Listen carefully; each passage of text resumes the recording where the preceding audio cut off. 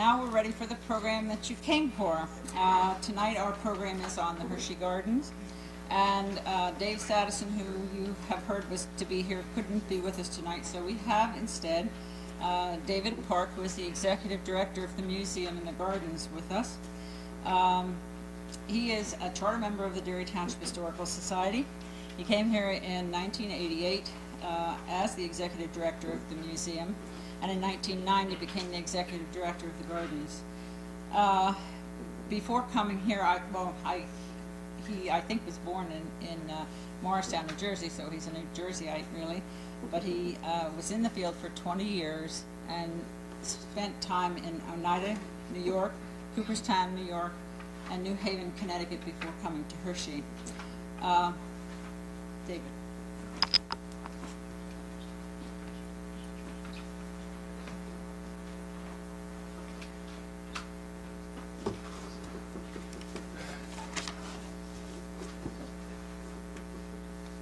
Kathy, thank you very much. It's a pleasure to be here this evening and see lots of familiar faces. I think the last time I saw many of you was at Garden Fest. We certainly enjoyed the partnering with the Historical Society as well as the Horticultural Society and Garden Fest in September. The weather finally tried to cooperate, and we got about 1,650 people through, as many of you know. It was just a great time to get together and to welcome the local area residents to the gardens, and of course to enjoy what the Historical Society and Horticultural Society had to offer. We very much appreciate that partnership, and certainly it's a pleasure to, of course, be a member of the Society as well.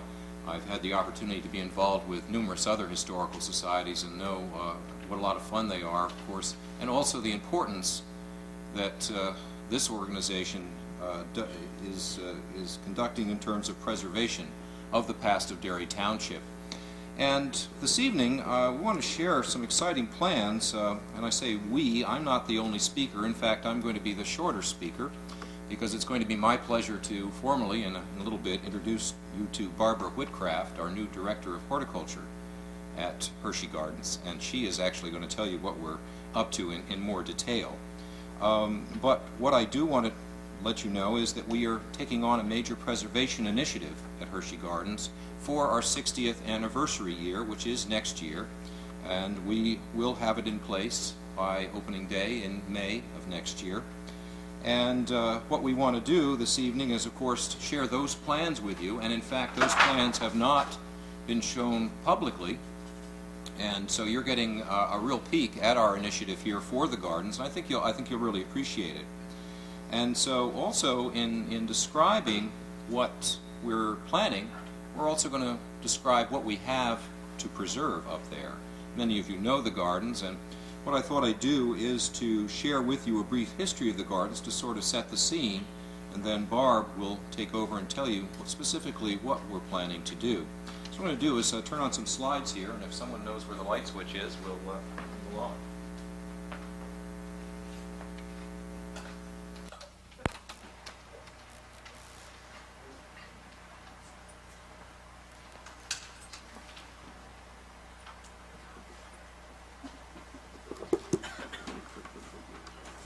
Well, here you see the Hershey Gardens, of course known to many of you, and for many of you I'm sure I'm going to be just refreshing your memory because many of you have known the gardens far longer than I have.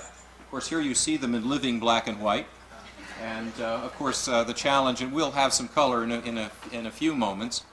But let me backtrack a little bit here and indicate to you that, as many of you do know, that the gardens was a project, of course, of Milton Hershey during his building campaign and during the Depression, in a time in rapid succession, as you know, with the Hotel Hershey being finished up there on the hill there in 1933. You're looking at a photograph of the gardens shortly after it opened in 1937. Of course, during the decade, you also had the community building, also finished in 1933, the windowless office building in 1935. So a lot was happening. And of course, Milton Hershey had achieved fame with his chocolate company, and by this time, a tremendous fame. And of course, he was the target for those people who wanted money. And of course, they knew he had some money, and so they would ask him. And so there was a meeting, a national, or I guess it was the annual meeting of the Garden Club Federation of Pennsylvania, being held at the hotel in April of 1936. And J. Horace McFarland, again the president of that organization, approached Milton Hershey, who was his good friend at that time, for $1 million to establish a rosarium in Washington, D.C. Well, I guess you don't get money if you don't ask. Some of you who've been in fundraising know that, and in this case, Dr. McFarland did not get the money, because that prompted Milton Hershey to decide to have his own rose garden. And the very next day, he called up his trusted horticultural director, Harry Herdman, and said he'd like to, quote, create a nice garden of roses. And that's what Harry did. And you see the garden laid out as he created it, because during the summer of 1936 he started his plan and design. And the interesting thing about the gardens already is that very much of it still exists. In fact, this photograph, if you pay attention to the little bench there in the foreground or in the center, and the bird bath there, you'll see that they still exist today. And the gazebo and the trees have grown up. The hotel is still there, as you see, but covered a little bit. There have been some changes, but the gardens is still much as Harry laid it out in the summer of 1936. And what you see here is his plan. I don't know if you can see it very well, but I'll just point out a couple things to you here. I hope that's a very good focus here. See, it's coming into focus a little bit. Here's the admissions area. That building was never built. The building that was built was smaller. The reflecting pool that you saw there, the gazebo at the top of the picture there, and it was 3.5 acres, and that's the original rose garden, right up to the gazebo, if you know the gardens at all. And we have great documentation of the gardens. It's all the beds are numbered, and we know what roses went in what bed, and so to base some changes that we're going to make and preservation efforts, we have this to go by. Here you see a photograph, and you can't see them very well, but I've checked under magnification, and indeed Harry Erdman and Milton Hershey are overseeing the construction of the gardens in the summer of 1936. All landscaped, and of course there's the pond, as you saw in the drawing. The gardens was dedicated in June of 1937, and here you see it again at the dedication with the admissions building that indeed was built, and of course they moved right along. They didn't fool around in terms of time frame. Here's the admissions building as it appears today. Not much changed.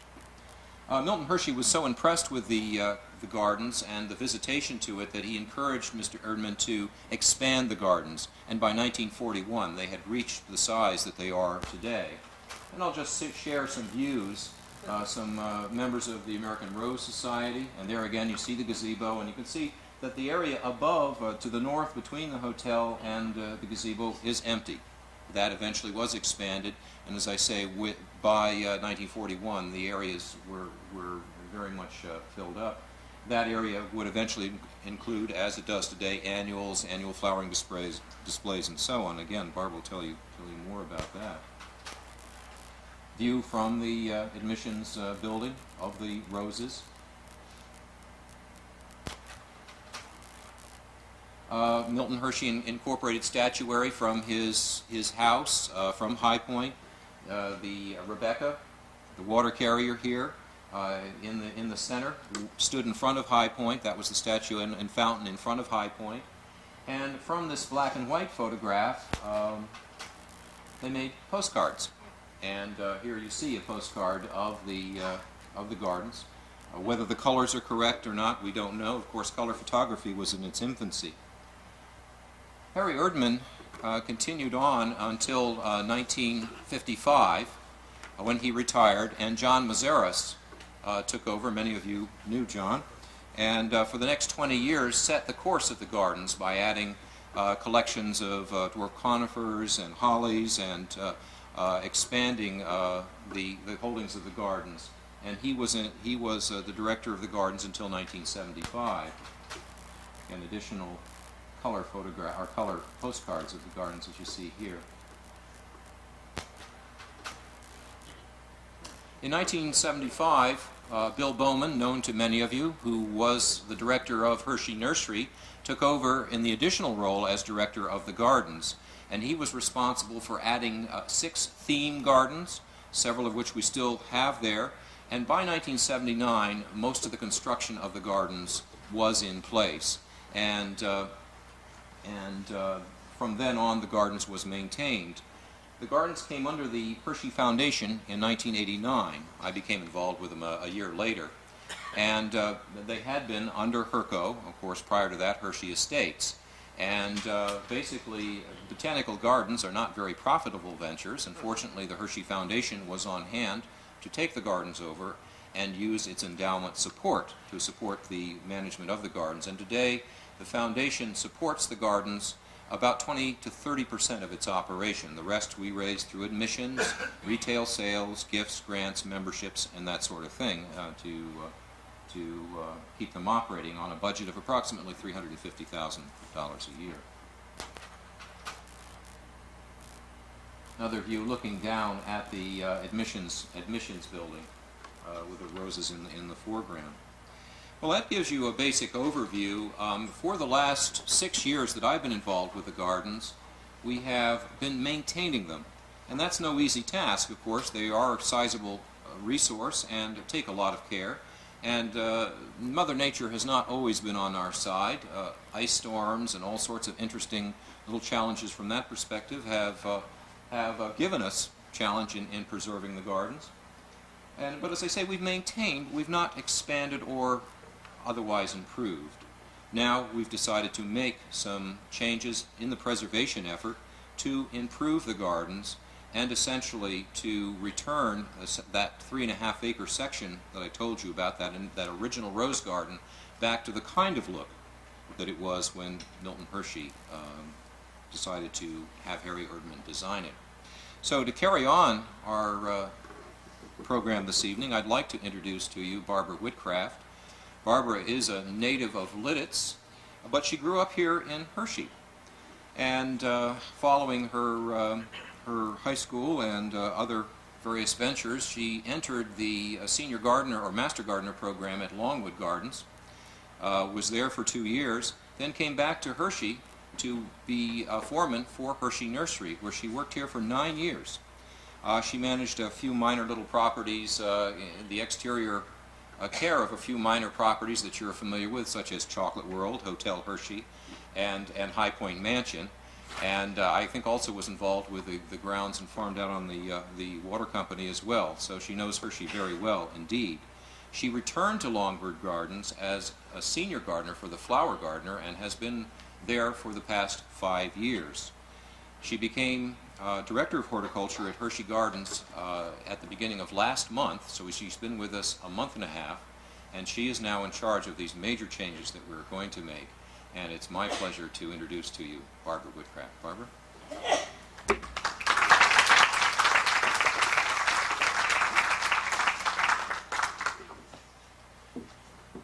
you turn the lights on so you can see her? Sure. Here's what she looks like.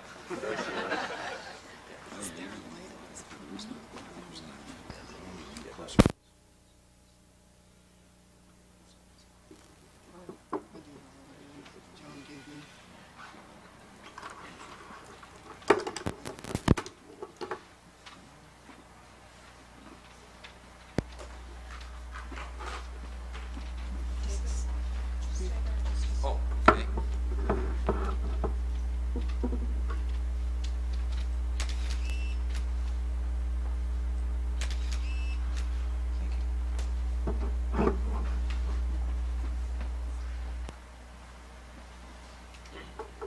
Good evening.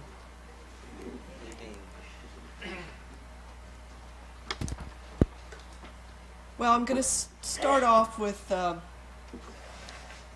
review a little bit about the changes that we are making. Oop, going the wrong way.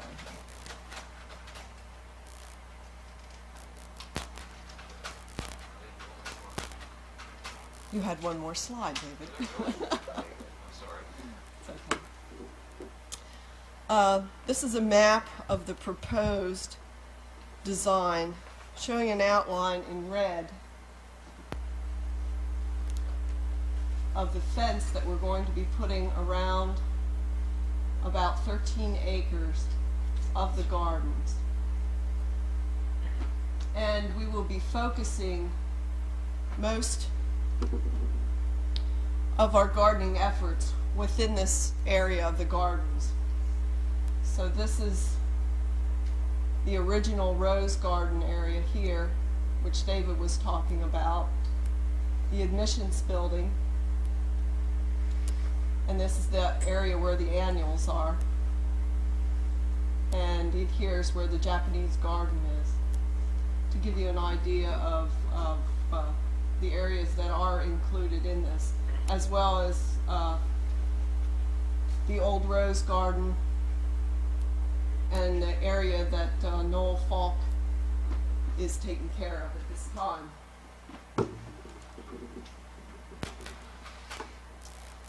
The fence will be 6 foot tall with brick pillars at the entrance gate and also along the hotel road.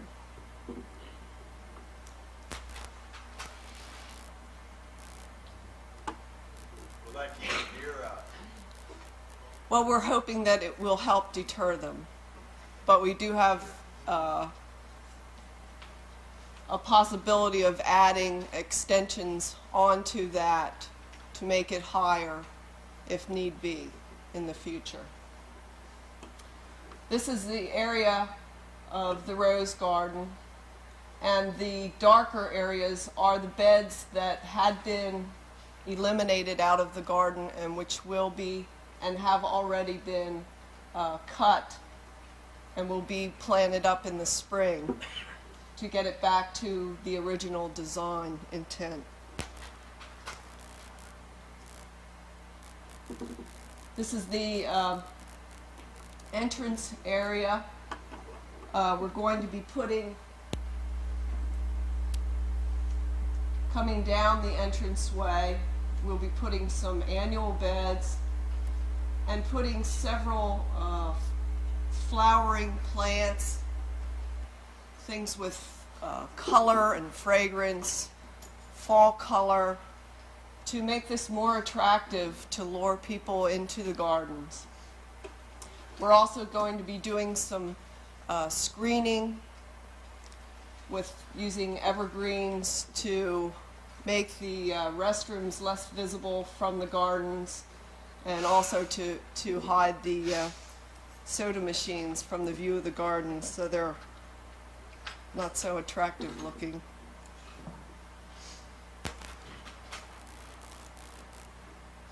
This is starting in early spring with the tulip display. Note the dormant rose beds in the foreground and the flowering trees. My first remembrance of the Hershey Gardens when I was a child was of this spring display.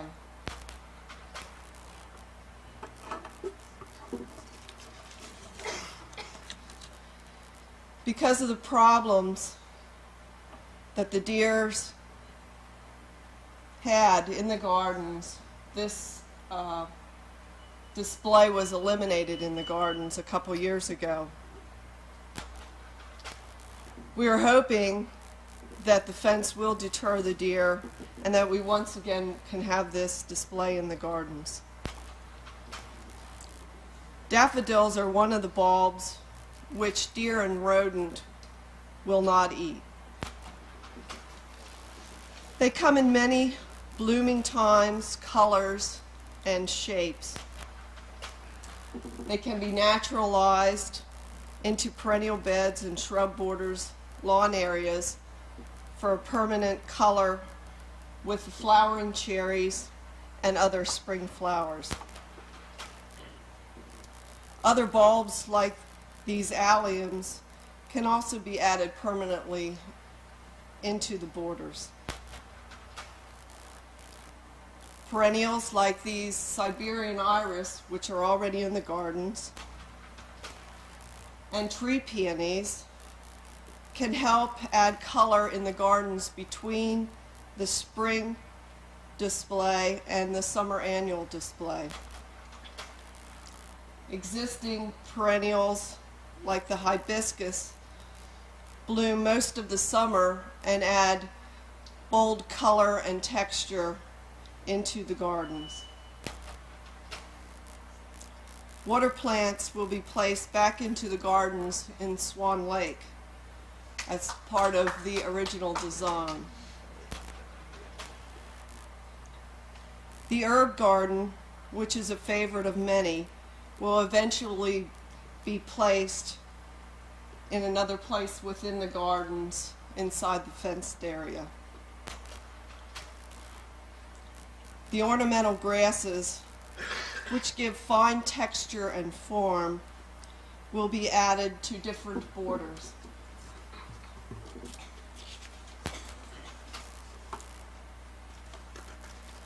Daylilies, which were a big part of the display years ago, were taken out of the gardens, thought to be labor intensive.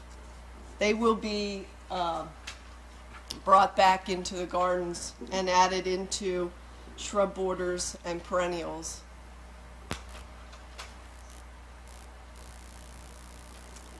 The summer annual display will include old and new varieties. The distant view of Hershey from the annual garden will remain.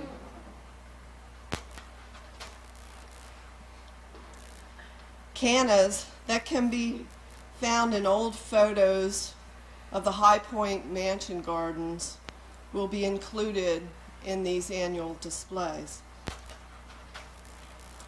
Plants like this variegated hydrangea will be added for interest in seasonal displays. Remember the first slide? Well, this is the same view of the gardens in July with the roses in full bloom.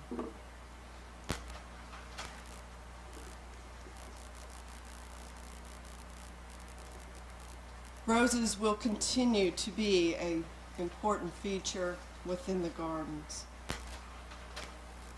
There will be a variety of old and new, and lots of climbing roses.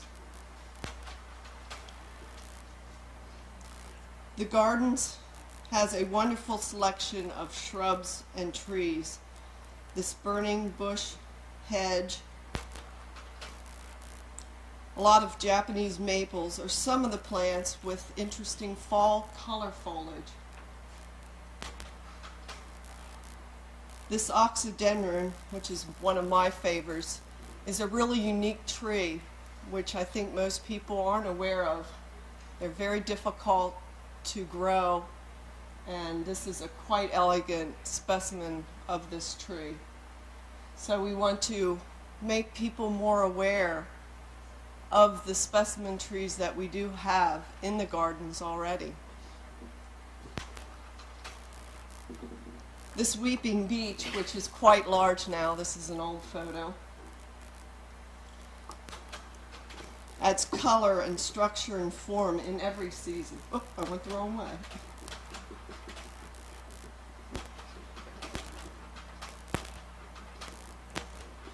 There we go, I'm sorry. Another unique specimen is this dwarf purple weeping beech, which is quite a mature tree at this time, but it's very slow growing and has a wonderful structure to it. Evergreen collection is quite extensive, although in the past several years we've lost a lot to deer damage and also storm damage in the gardens. This is one of several weeping evergreens which are in the gardens. This is a weeping Norway spruce. And several times in the last month and a half, I've seen a hawk sitting up on the top of this tree. So it has served many purposes in the gardens. This is a white pine, weeping white pine in the foreground with the columnar Colorado blue spruce in the background. Some other wonderful specimen trees that we have in the gardens. One of my goals is to get people to take a closer look at plants in the gardens. This is the flower of Cornus moss, one of the members of the dogwood family. And there are a lot of plants that have these small flowers in early spring. And we want to educate people to take a closer look at these plants. Also, there are other features. This is Stewardia with exfoliating bark. This is Clethra, which has fragrant flowers, and we're going to be planting some of these up around the admissions building and along walkways so that people can really enjoy them as they pass by. One of the things we want to do is restore and maintain existing structures. This is of primary importance.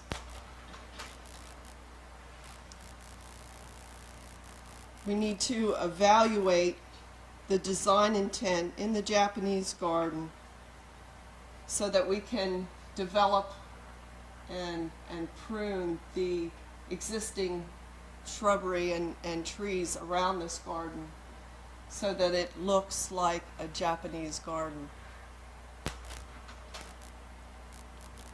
We want to restore the Zen garden and put interpretive signs so that people know why the rocks are placed in certain ways and why the gravel is raked, and keep this garden maintained.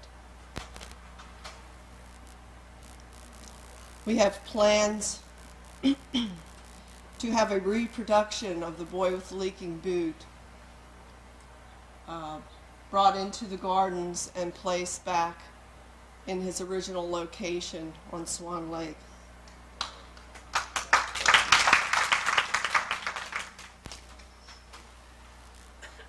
We want to add more statuary to focal points within the gardens. Educational talks will help bring people back into the gardens. I personally want to have talks just on simple things like planting annuals and pruning, care of roses. These are things that will get people back into the garden and help them understand what we're doing in the gardens. We also want to provide a variety of events such as jazz concerts, youth and adult orchestras, bands, choral groups, things for the family like this puppet show, jugglers, bringing in craftspeople. And there used to be an herb day, so I thought we could have the herb day back, or have a rose day, that we have activities and people that do things with roses in the gardens. And bring back the Tulip Princess. I love this picture. And develop a fall festival because there is a lot of fall color in this garden, and I think people need to recognize that and have displays with lots of chrysanthemums and pumpkins and hot apple cider. I know you don't want to see this, but this is a very wonderful time in the gardens, and we want to invite people, even though we're going to be putting a fence around the gardens, we want to invite them to come into the gardens when Mother Nature puts on her own special displays. Free of charge? During the day while we're working, yes, in the off season. We also want to bring back the sunrise service for Easter. So we need someone to do that.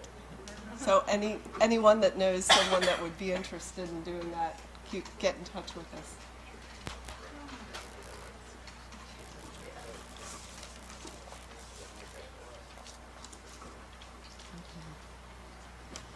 The Hershey Gardens is a precious jewel, and although small, can be made to shine bright through education and determination.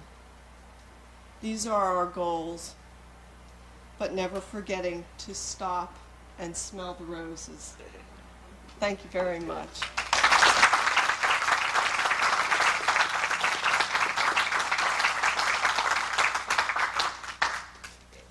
Do you have any questions?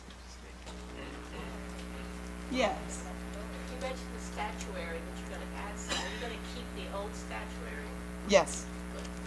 And hope to get them repaired and fixed up. They don't know what to do with it, they're gonna give it to the Historical Society. Yes. On that original design that Mr. Hershey had his gardener doing, was that patterned after anything, or did they just...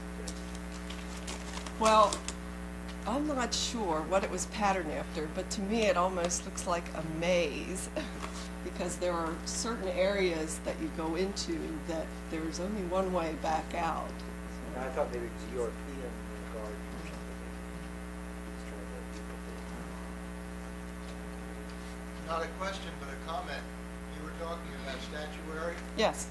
Please don't make it look like Riverfront in Harrisburg. It will be period statuary. It will not be modern. I'm not a modern. Is Mr. Eversole here tonight? No, he was not able to come tonight. Well, if he was, he could tell us because he helped design that, or helped, he helped Mr. Erb work in the gardens with Yes. that.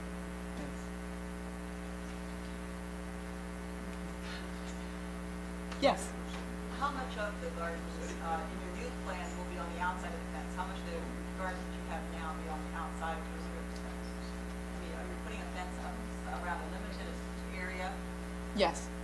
It will be approximately 13 acres that will be within the fenced-in area.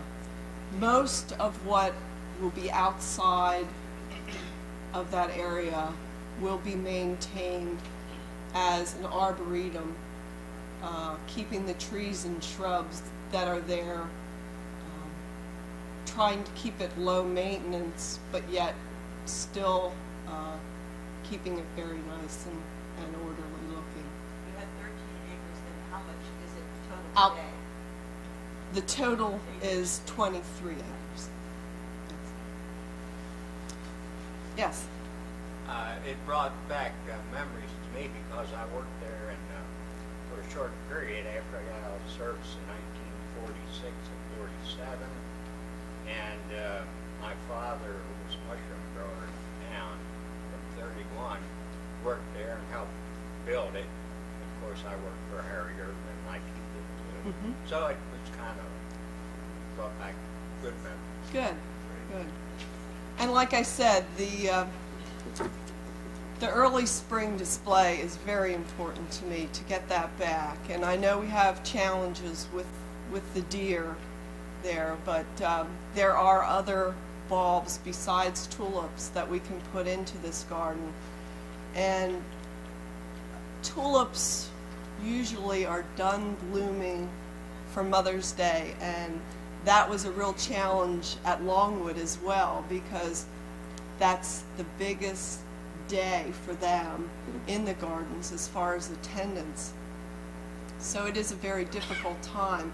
So we want to try and get more plants blooming during that period of time. So even though the tulips will be done blooming, we will have other things for people to see during the time that is of highest visitation. And April is such an important month in the gardens. There's so many early spring flowering trees. So it's definitely my intent to move the opening day up in the very near future. And just to add one other thing, we are looking for volunteers to help in the gardens. And I just had a group of 8 come up and help us with cutting back the roses for the winter. And it was just a really wonderful experience, sharing that time with these ladies that came. And it's my intent to get them there and educate them about the gardens and what they're doing, give tours of the gardens to help people understand what wonderful plants we really do have in the gardens today. And certainly we're going to add things into the gardens to give it even more interest, to get people into the gardens, horticulturists as well as amateurs that just enjoy beautiful flowers. So I thank you very much for this opportunity. Oh, yes? Sorry to interrupt, Barb. I just wanted to add one thing. Speaking of volunteers, I mentioned Bill Bowman, who was director of the gardens from 1975, I think, for about 10 years. Bill Bowman has volunteered his time to do that design, which we were working with. And you saw that design that Barb showed you, described to you, had been changed many times. It's been a very fluid working design. But he's been donating his time and has been very active with us. Of course, Barb worked under Bill at the nursery, and it's just been a wonderful effort on his part. I certainly wanted to recognize that. He is one of our first and foremost volunteers. Certainly want to promote to any of you who want to get volunteer for the gardens. Being a nonprofit now, as we are, it's been a relatively short time, so little by little that volunteer support will grow, and something we very much welcome. And not only volunteers that would do gardening activities. If you have other interests that you'd like to help us with, I'm very open to any suggestions. So thank you very much.